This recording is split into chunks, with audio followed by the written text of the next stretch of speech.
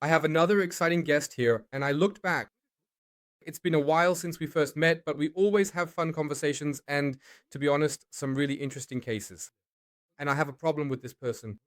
Albert, your last name just doesn't roll off my tongue properly. So I'd rather let you say it yourself. Hey, Albert. Hi, Stefan. Hey there. Thanks for the invitation. Yeah, like the Quenberger Shipping Company. Everyone in Germany probably knows the trucks with the white lettering, red containers, white Quenberger written on them. See? It's a bit harder when you read it, but I always have trouble with names anyway. So there you go. And I looked back. We've known each other since the 2023 Bain's opening, the annual opening in Frankfurt. That's where we met, at the bar during the after event, when everyone was in a pretty good mood afterwards. Yeah, that's right. Yeah, that was really fun. True. That was a great event. And your job is amazing.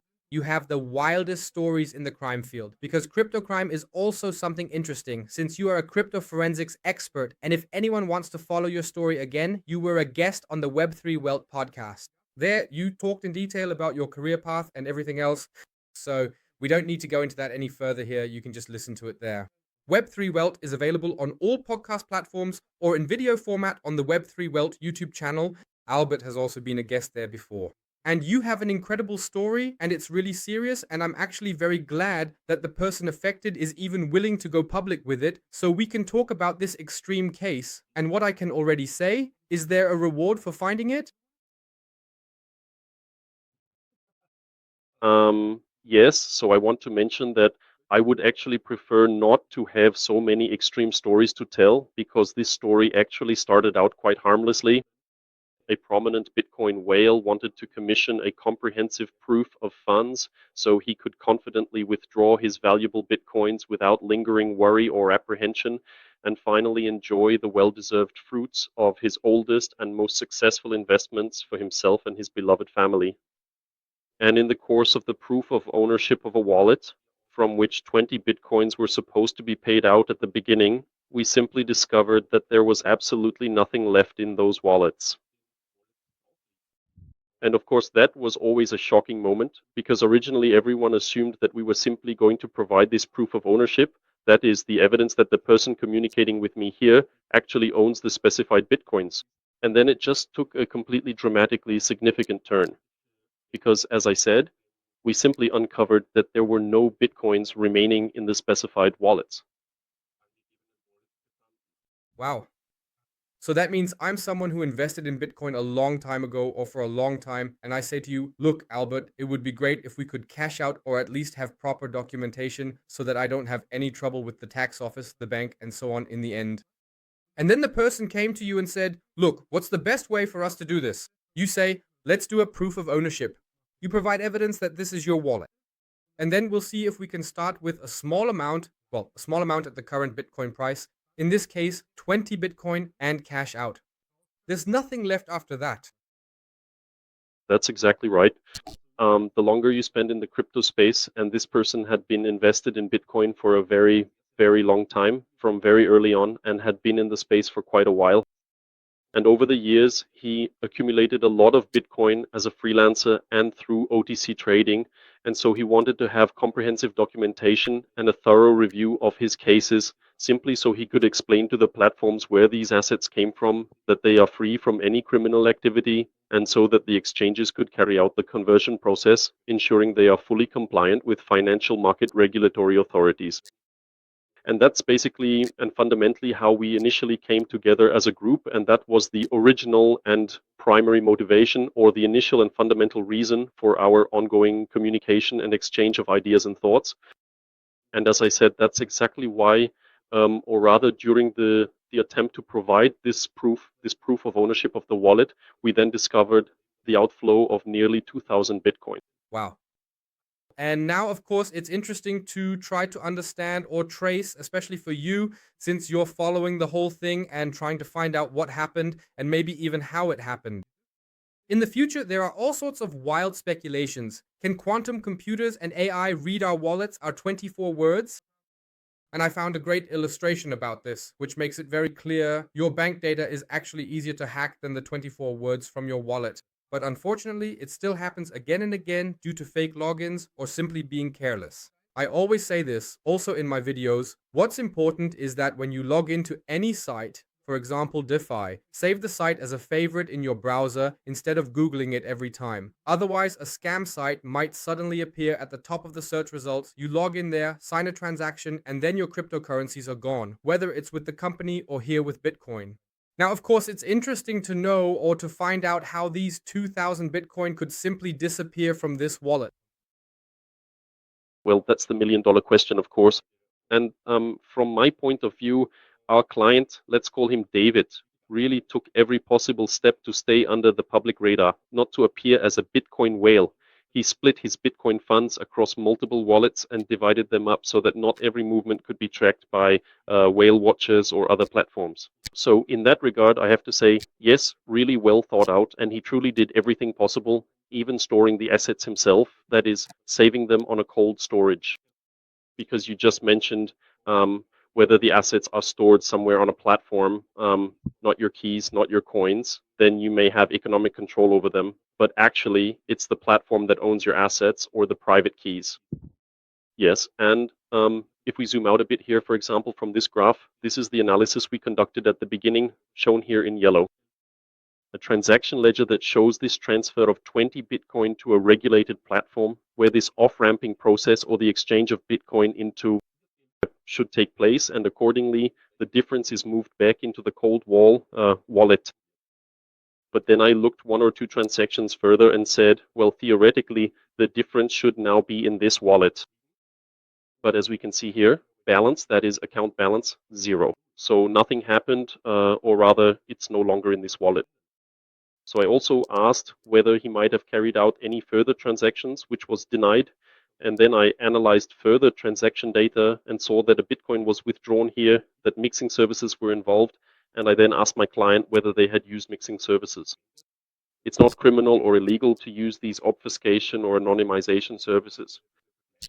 But he said that he has never in his life used a mixing service or sent Bitcoins through a mixer to stay anonymous because he simply has nothing to hide or conceal. And so, bit by bit, we actually found out that the wallets had been emptied, and not by him, but by another, as yet unknown person. And the same thing happened here with his other wallets, which we, of course, checked accordingly. And here, for example, we can see that 300 Bitcoin were transferred further. In the next wallet, 350, then another 350, another 350, and in the last wallet, almost 300 Bitcoin again. And of course, that was a huge shock for him. Yes. Yes, of course. Can you say, was it at the time of the transaction to the exchange, or rather the attempted transactions, or was it actually relatively soon after the wallet was created? In other words, can you narrow down the time frame? hmm Of course, we then looked at the corresponding transaction data, and it had nothing to do with the transfer of assets to this platform, but actually happened only afterwards. He was then able to narrow down the entire time frame of the crime accordingly and trace it back to an event in America. He was a guest at ETH in Denver and booked himself a hotel there. He said the hotel room didn't have a safe, so he basically left his backpack with a data carrier containing the wallets and the private keys hidden somewhere in the room, and then went to the conference. And shortly after this conference, the Bitcoins were transferred out of the wallet, and since he didn't check it regularly, it went unnoticed for almost 6 months.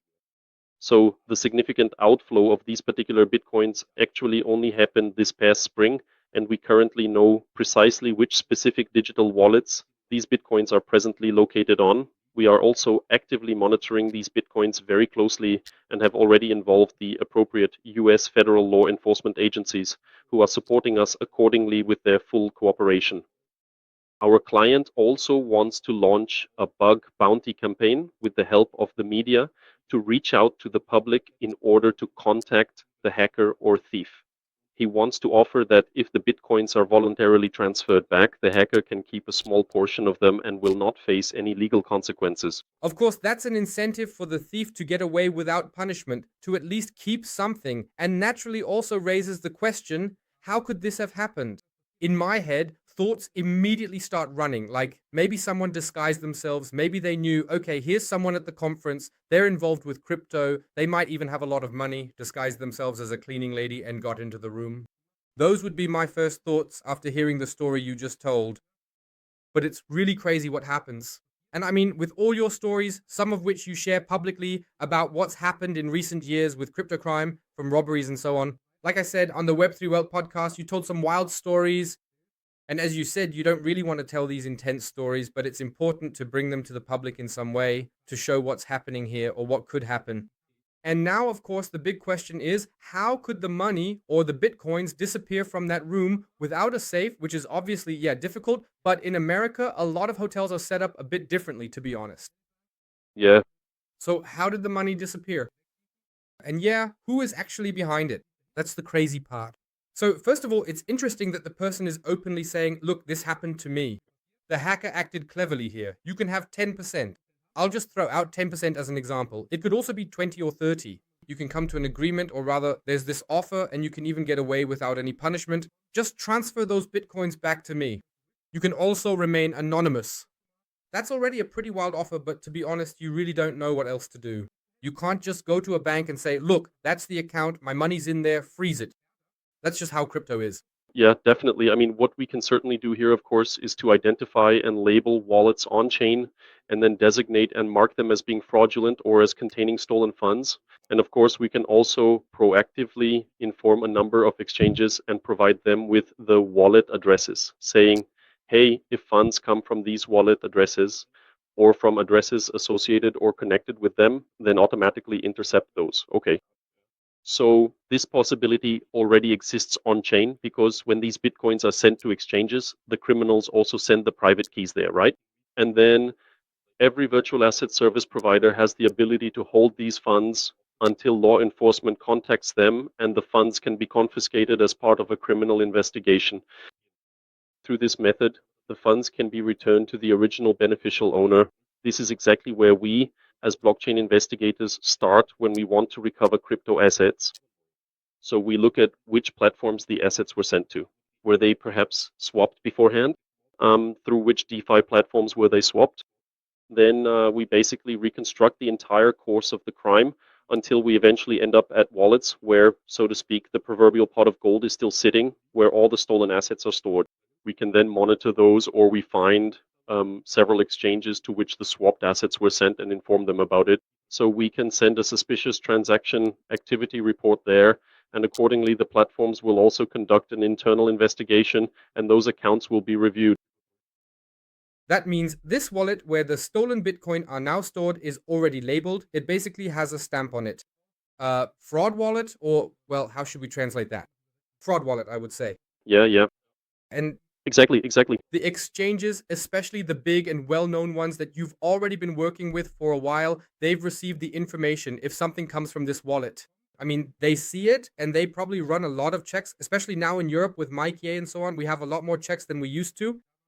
Suddenly, a wallet appears here with this stamp on it, and the thief in this case, you can't even really call them a scammer because it's very likely a thief.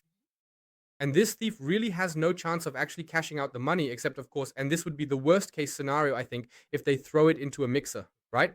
Well, you have to say, even then, they would still have a problem afterwards because the exchanges can also see that the funds are coming from a mixer. And during a compliance check, they would have to justify themselves again, right? Why are you sending funds through a mixer and then to the exchange? So, where do the funds come from that you sent to the mixer? If you reconstruct the whole thing, you eventually end up back at this case, and then that person would have a problem anyway. Exactly. So that means the person would have a problem cashing out the money at all, unless maybe they could use Bitcoin to pay for something, but we're talking about 2,000 Bitcoin here. It would take a while to spend all that. You'd have to buy quite a lot for that. That's right. And that's why the offer the person who was robbed is making in this case is actually, as sad as it is to say, still a fair offer, actually even lucrative for the thief. Yes. Well, you have to say, yes, exactly. And earlier you threw out a number. So if you say we've now found 1,650 Bitcoin and only 10% of that can be kept, then at today's rate, that would be just under $16 million or $17 million that he gets to keep and walks away without punishment. Wow, that definitely pays for the cleaning lady outfit.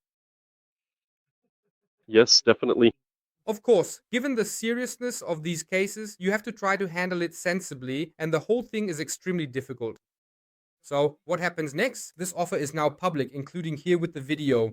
If the hacker happens to speak German and is watching this now, well, hacker, thief in this case, then this offer stands. The question is, at what percentage? That's the issue. But I'll just throw out the number 10 now. The person, you mentioned the name, is David, and David wants to give something back. This is the thief's chance to get out of this in a reasonable way, without later running into problems with these bitcoins at exchanges. As I said, if he spends it privately somehow, although, as I said, with that amount, he'd have to spend for a long time. So the offer still stands, and now the question is, what will the thief do? Or of course the big question, what will happen in general with Bitcoin? Will they be sent again? Will they move at all? And finally, my question, are they sitting on one wallet, or has the thief also spread them across several wallets? Yes, so David has proactively reached out to various media outlets and extensively asked for their invaluable help to widely spread his compelling story, to tell it through as many diverse and influential channels as humanly possible, thereby significantly increasing the chances that the elusive hacker will actually hear about this important story and ultimately learn about the generous offer that has been put forth. But he will also receive an on-chain message where he will get this offer in writing once again. Yes, that possibility is also on the table. And of course, we are doing all of this in German right now, but the whole thing will also be brought to the attention of US media, especially in the state where the incident took place. And well, we're hoping that he will come to his senses and that he really will return the majority of these assets to David and his family. So we hope that this will happen, that the thief will come forward in this case, that things will turn out well for David, and we also hope that for many people, the whole topic of handling wallets properly, whether it's registering on a site or storing the 24 words securely, will become even more important for everyone. No matter how it happened, no matter how it all came together, self-custody and crypto are important topics because, as I mentioned earlier, you can't just call a bank and say, hey, that's my money, send it back to me or freeze it. That's not possible. Self-custody, your own wallets, decentralized and free from central authorities like banks or governments. Everything has its pros and cons. That's why it's such an important topic, and I'm really curious to see how it turns out. Albert, if there are any updates, we would of course be very happy if you could keep us informed. But as you just said, you're reaching out to the media, not just the German ones, not just on this channel, but on many channels. You've started a group to reach a lot of people. Thank you very much for letting us report on this here, and I hope everything turns out well. We're also looking forward to an update, hopefully a good one. We also sincerely hope for a very positive update and a truly positive outcome to this important case, and we want to thank you so very much for all of your continued support. You're welcome. The point is to make sure this reaches the right people in this case. With that in mind, Yes, enjoy your work, even if it can be pretty intense sometimes. And who knows, maybe soon we'll have more intense cases to discuss. In any case, all the best to David, all the best to you, and hopefully this will reach the right people. With that, thank you for being here and see you next time. thank you. See you next time. Bye.